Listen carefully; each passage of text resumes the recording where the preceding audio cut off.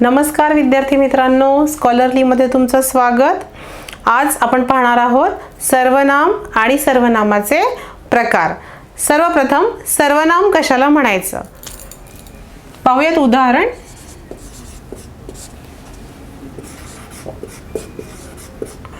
मीना माझी मैत्रीण आहे।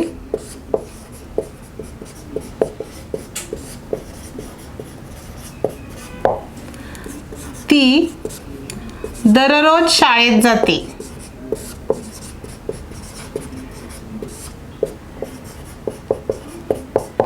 ती खूप हुशार आहे।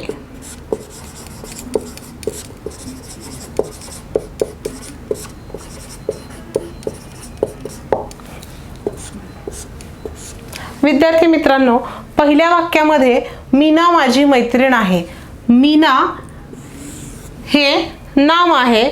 दुसऱ्या वाक्यामध्ये ती दररोज शाळेत जाते, ती हा जो शब्द आहे तो या ठिकाणी मीनासाठी आलेला आहे।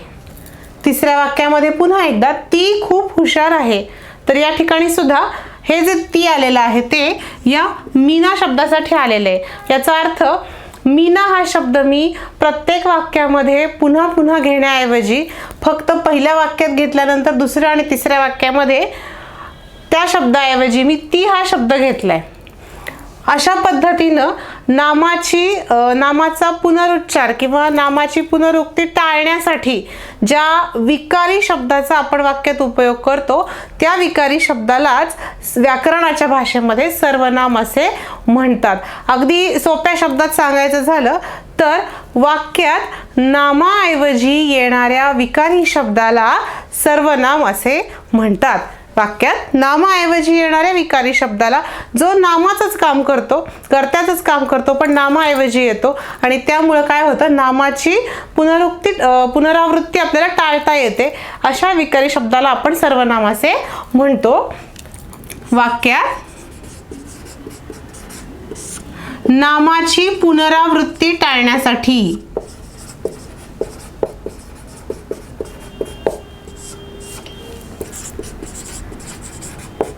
ज्या विकारी शब्दाचा उपयोग केला जातो, बघा विकारी शब्दाचा आपण विकारी शब्द हे पाहिलेला आहे, त्यासाठी तुम्हाला पाहावा लागेल विकारी आणि अविकारी शब्द आमचा मराठी सिरीजचा पहिला व्हिडिओ। तर ज्या विकारी शब्दाचा आपण वाक्यामध्ये नामाची पुनरावृत्ती टाळण्यासाठी उपयोग करतो त्या शब्दाला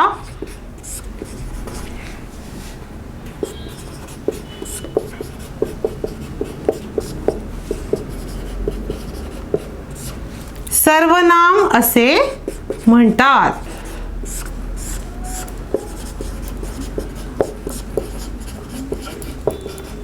उदाहरणार्थ मी, तू, तुम्ही, आम्ही, आपण इत्यादी। ही झाली सर्वनामांची उदाहरणं। विद्यार्थी मित्रांनो, सर्वनामाचे एकूण 6 प्रकार पडतात।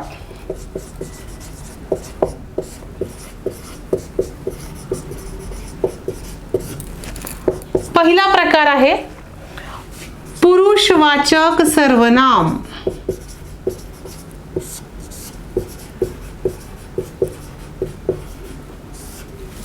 दुसरा प्रकार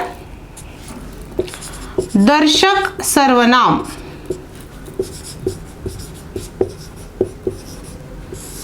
तिसरा प्रकार आहे संबंधी सर्वनाम।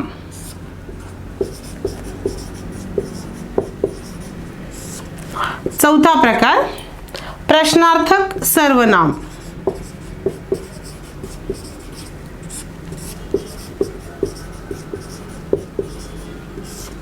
पाचवा प्रकार सामान्य किंवा अनिश्चित सर्वनाम।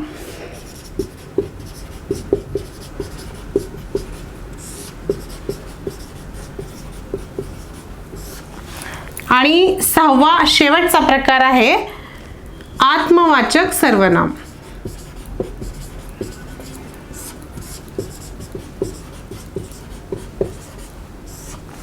हे सर्वनामाचे मुख्य 6 प्रकार आहेत. पुरुषवाचक सर्वनाम, दर्शक सर्वनाम, संबंधी सर्वनाम, प्रश्नार्थक सर्वनाम, सामान्य किंवा अनिश्चित सर्वनाम आणि 6वा प्रकार आत्मवाचक सर्वनाम. पाहूयात या सर्वांची माहिती.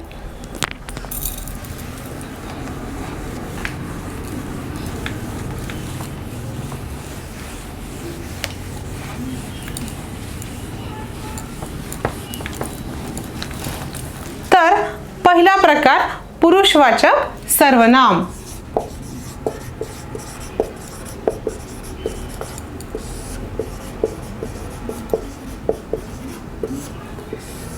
पुरुषवाचक सर्वनाम म्हणजे काय हे पाहण्यासाठी आधी पुरुष या ठिकाणी व्याकरणाच्या भाषेमध्ये ह्या शब्दाचा अर्थ आपण पाहूयात.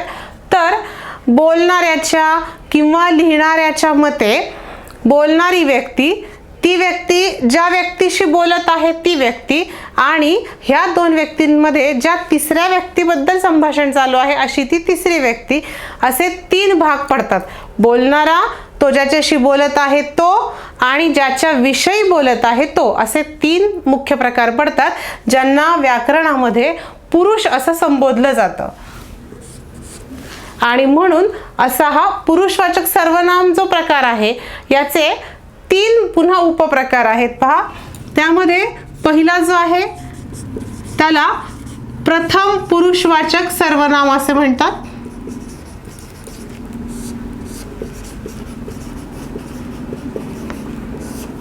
प्रथम पुरुषवाचक अर्थात बोलणारी व्यक्ती स्वतःसाठी ज्या सर्वनामांचा उपयोग करते ते सर्वनाम म्हणजे प्रथम पुरुषवाचक सर्वनाम.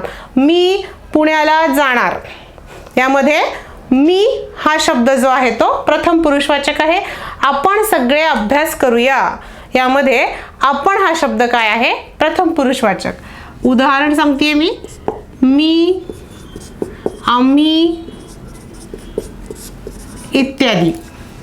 मित्रांनो, पुरुषवाचक सर्वनामाचाच दुसरा प्रकार आहे द्वितीय पुरुषवाचक सर्वनाम.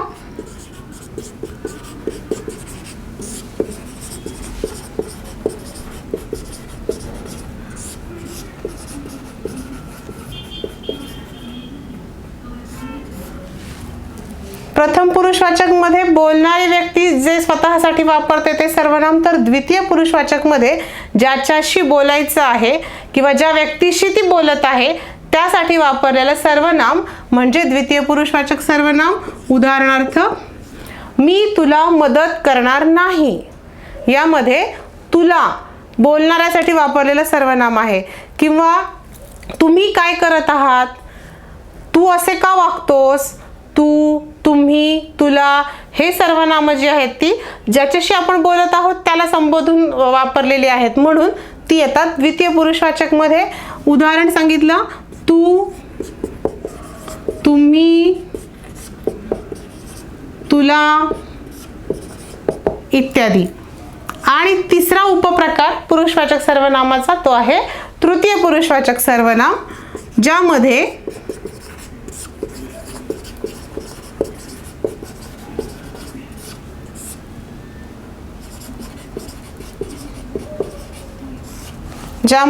दोन व्यक्ती परस्परांशी बोलतात पण ज्या तिसऱ्या व्यक्तीबद्दल ती बोलतायत त्या तिसऱ्या व्यक्तीसाठी जे सर्वनाम वापरलं जातं ते सर्वनाम येतं तृतीय पुरुषवाचक मध्ये. उदाहरणार्थ, तो, ती, मी तिला सांगितलं मी येणार नाही, या ठिकाणी तिला हा शब्द आहे तो तिसऱ्या व्यक्तीसाठी वापरलेला आहे. किंवा तो माझा भाऊ आहे, तो हा शब्द तिसऱ्या व्यक्तीसाठी वापरलेला आहे, म्हणून तृतीय पुरुषवाचक सर्वनाम मध्ये ते येतं. उदाहरण,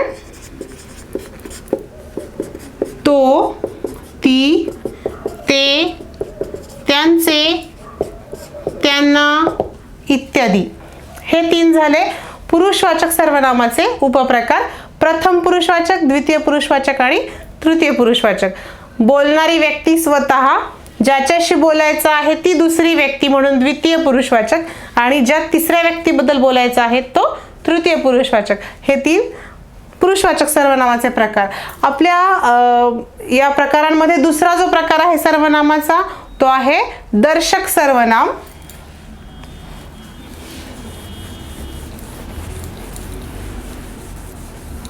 पाहूयात दर्शक सर्वनामाची माहिती.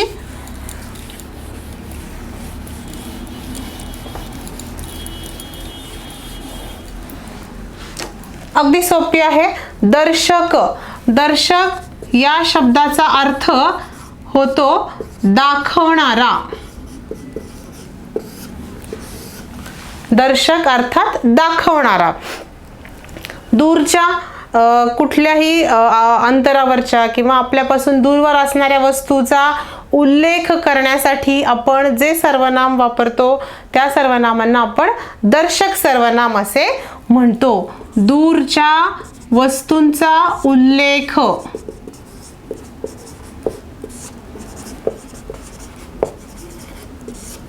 करण्यासाठी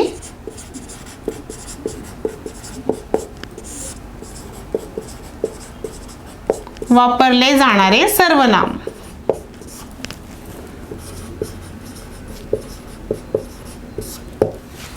म्हणजे दर्शक सर्वनाम. उदाहरणार्थ, तो माझा पेन आहे.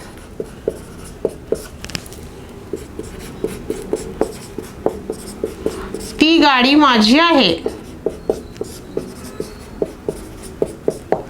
या ठिकाणी तो, ती ह्या दोन्ही शब्दांवरून कळतं की ह्या ज्या वस्तू आहेत, पेन असेल किंवा गाडी असेल, ती बोलणाऱ्या व्यक्तीपासून दूरच्या अंतरावर आहे, म्हणून तिचा उल्लेख करण्यासाठी जे वापरले ते सर्वनाम म्हणजे दर्शक सर्वनाम. तो, ती, ते ही त्याची उदाहरणं. सर्वनामांचा तिसरा प्रकार आहे संबंधी सर्वनाम.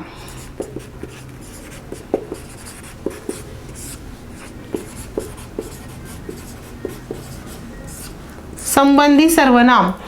संबंधी सर्वनाम असं नाव का पडलं असेल या सर्वनामाला? तर हे असं सर्वनाम आहे जे वाक्यात नंतर येणाऱ्या दर्शक सर्वनामाशी संबंध जोडतं. वाक्यात नंतर येणाऱ्या दर्शक सर्वनामाशी संबंध दाखवणारं सर्वनाम म्हणजे संबंधी सर्वनाम. वाक्यात नंतर येणाऱ्या दर्शक सर्वनामाशी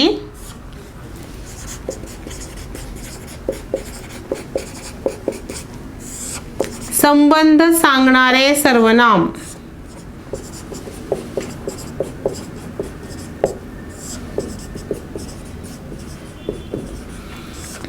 वाक्यात नंतर येणाऱ्या दर्शक सर्वनामाशी संबंध सांगणारे सर्वनाम म्हणजेच संबंधी सर्वनाम. जो अभ्यास करेल तो पास होईल. सोपं उदाहरण, जो अभ्यास करेल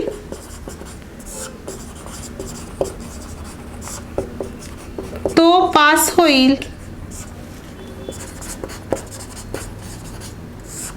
या वाक्यामध्ये दोन सर्वनाम दिसतात आपल्याला, जो आणि तो. जो अभ्यास करेल तो पास होईल. यामध्ये जो हे जे सर्वनाम आहे ते नंतर येणाऱ्या या दर्शक सर्वनामाशी संबंध जोडतं. जो अभ्यास करणार आहे तोच पास होणार आहे असं थोडक्यात सांगायचंय. तर या ठिकाणी हे तो, हे जे आहे ते दर्शक सर्वनाम, त्याच्याशी संबंध जोडणारं सर्वनाम जे आहे ते हे सुरुवातीला आलेलं सर्वनाम, म्हणून या ठिकाणी जो हे सर्वनाम संबंधी सर्वनाम या प्रकारामध्ये येतं. त्यानंतर सर्वनामाचा आपला चौथा जो प्रकार आहे, चौथा प्रकार आहे प्रश्नार्थक सर्वनाम.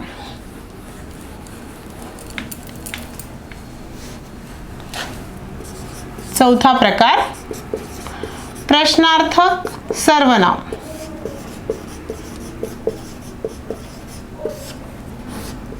सर्वनामाचे सगळे प्रकार जर आपण पाहिले तर त्यांच्या नावामध्येच आपल्याला त्यांचा अर्थ सापडतो. प्रश्नार्थक सर्वनाम, ज्या सर्वनामाच्या द्वारे प्रश्न विचारला जातो किंवा जे सर्वनाम जे आहे ते प्रश्नवाचक शब्द आणि सर्वनाम दोन्हीचं काम करतं, अशा शब्दांना आपण प्रश्नार्थक किंवा प्रश्नवाचक सर्वनाम असं म्हणतो. वाक्यात प्रश्न विचारणारे सर्वनाम. प्रश्न विचारणारे सर्वनाम. काय होणार कोणास ठाऊक. साधं वाक्य.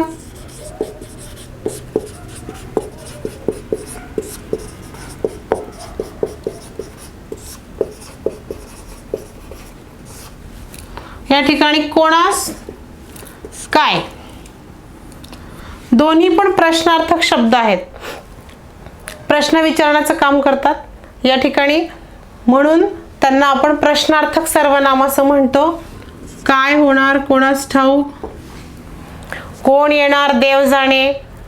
कोण हा शब्द सुद्धा या ठिकाणी प्रश्नार्थक सर्वनाम आहे. तर या प्रकारचे प्रश्नार्थक सर्वनाम.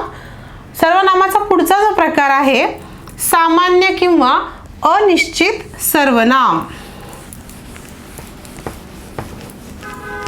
अनिश्चित सर्वनाम.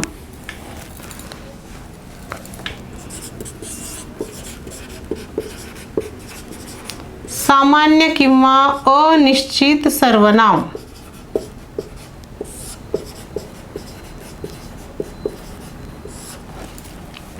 आपण पाहिलं की सर्वनाम काय करतं, नामाच्या जागेवर येतं आणि नामाचं जे काम आहे तेच काम ते वाक्यात करतं.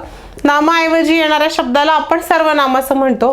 पण या ठिकाणी काय आहे, ज्या वेळेला कोणत्या नामाबद्दल ते सर्वनाम आलेलं आहे ते नामच जर निश्चित नसेल तर त्या ठिकाणी जे सर्वनाम येतं त्या सर्वनामाला आपण अनिश्चित सर्वनाम असं म्हणतो. ज्यावेळी त्या सर्वनामावरून कुठल्याही ठराविक नामाचा किंवा निश्चित नामाचा असा बोध होत नाही तेव्हा आपण त्याला काय म्हणतो, अनिश्चित किंवा सामान्य सर्वनाम. ज्यावेळी सर्वनामावरून कोणत्याही विशिष्ट नामाचा, विशिष्ट किंवा निश्चित अशा नामाचा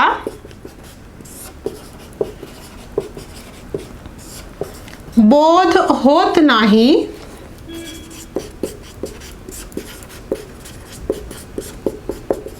त्याला अनिश्चित सर्वनाम असे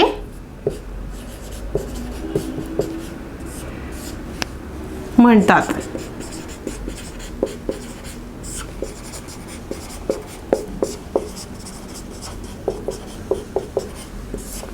उदाहरणार्थ,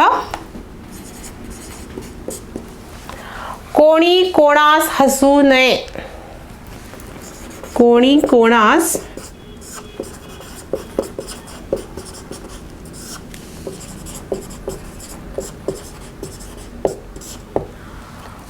कोणी कोणास हसू नये. या ठिकाणी कोणी किंवा कोणास ह्या दोन्ही शब्दांवरून कुठल्याही नामाचा बोध होत नाहीये. कोणी कोणास हसू नये, मग कोणी म्हणजे कोणी असेल, त्या नामाचा आपल्याला बोध होत नाही, म्हणून या ठिकाणी कोणी कोणास हे काय झाले, अनिश्चित सर्वनाम. आता आपल्याला एक शंका अशी येऊ शकते की कोणी कोणास हे प्रश्नार्थक सर्वनाम का नाहीत किंवा प्रश्नवाचक शब्द आहेत, मग कसं ओळखायचं. तर दोन्ही मधला एक महत्त्वाचा फरक असा आहे, प्रश्नार्थक सर्वनाम जे असतं ते प्रश्न विचारतं वाक्यात. पहा चिन्ह बघा, शेवटी प्रश्नार्थक चिन्ह इथे दिसतंय आपल्याला. आणि या वाक्यामध्ये मात्र काय, वाक्याचा शेवट हा आपण पूर्णविरामाने केलेला आहे. प्रश्नवाचक शब्द म्हणून हे शब्द वाक्यात आलेले नाहीत, अनिश्चित नामासाठी ते आलेले आहेत, म्हणून ते काय आहेत, अनिश्चित सर्वनाम आहेत. ठीक आहे. तर हे झालं सामान्य किंवा अनिश्चित सर्वनाम. सर्वनामाचा शेवटचा प्रकार आहे आत्मवाचक सर्वनाम. आत्मवाचक. आत्म या शब्दाचा अर्थ होतो स्वतः. आत्म स्वतः.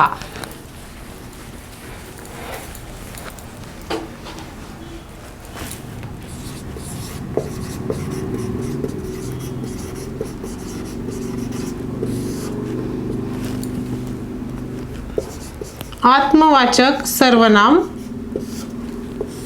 हा सहावा आणि सर्वनामाचा शेवटचा प्रकार आहे. आत्म या शब्दाचा अर्थ होतो स्वतः. वाक्यामध्ये स्वतःसाठी वापरलेलं सर्वनाम म्हणजेच आत्मवाचक सर्वनाम. वाक्यात कर्त्याने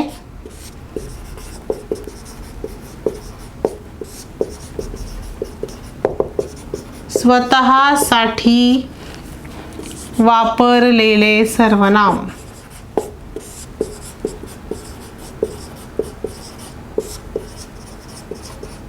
म्हणजे आत्मवाचक सर्वनाम.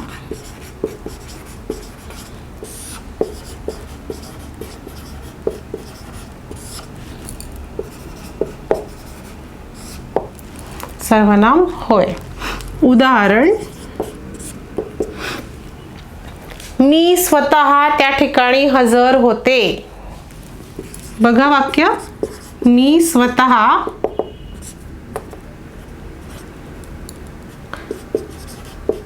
त्या ठिकाणी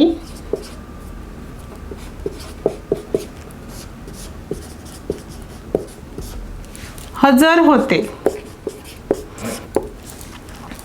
मी हे सर्वनाम आलेलं आहे. मी हे प्रथम पुरुषवाचक झालं, परंतु त्याच्या पुढे स्वतः शब्द आलाय. मी स्वतः, मी हा शब्द वापरूनही पुन्हा त्याचा उल्लेख करण्यासाठी स्वतः हा शब्द घेतलाय, म्हणून स्वतः हे झालं आत्मवाचक सर्वनाम. दुसरं उदाहरण, आपण तर खोटे बोलणारच नाहीत.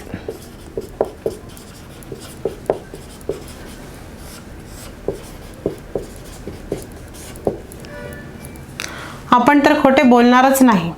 या ठिकाणी हा आपण शब्द सुद्धा जरी पाहताना तो अनेक वचनी वाटत असला किंवा समूहासाठी वापरला असं वाटत असला, तरी या ठिकाणी त्या स्वतःसाठी, एकट्यासाठी आपण तर खोटे बोलणार नाही अशा अर्थानं वाक्यामध्ये आलेला आहे. म्हणून आपण हा शब्द सुद्धा या ठिकाणी काय आहे, आत्मवाचक सर्वनाम आहे. तर अशा पद्धतीने आपण आज सर्वनाम म्हणजे काय पाहिलं. सर्वनाम नामाऐवजी येणारा शब्द, त्याचप्रमाणे सर्वनामाचे 6 प्रकार आपण बघितले. पुरुषवाचक सर्वनाम, दर्शक सर्वनाम, संबंधी सर्वनाम, प्रश्नार्थक सर्वनाम, सामान्य किंवा अनिश्चित सर्वनाम आणि 6वा प्रकार आत्मवाचक सर्वनाम पाहिला आपण. त्यामध्ये पुरुषवाचक सर्वनामाचेही 3 उपप्रकार बघितले, प्रथम पुरुष, द्वितीय पुरुष आणि तृतीय पुरुष. अशा पद्धतीने आपण आज सर्वनाम आणि त्याच्या सर्व प्रकारांची माहिती घेतली. व्हिडिओ कसा वाटला तुम्हाला आम्हाला नक्की कमेंट्स करून कळवा आणि आमचे पुढचे व्हिडिओ पाहण्यासाठी स्कॉलरली इन्हान्स द लर्निंग चॅनलला नक्की सबस्क्राईब करा. बेल आयकॉनवर क्लिक करायला विसरू नका. पुढचे व्हिडिओ पाहण्यासाठी स्कॉलरली सोबत राहा. तोपर्यंत गुड बाय. थँक्यू.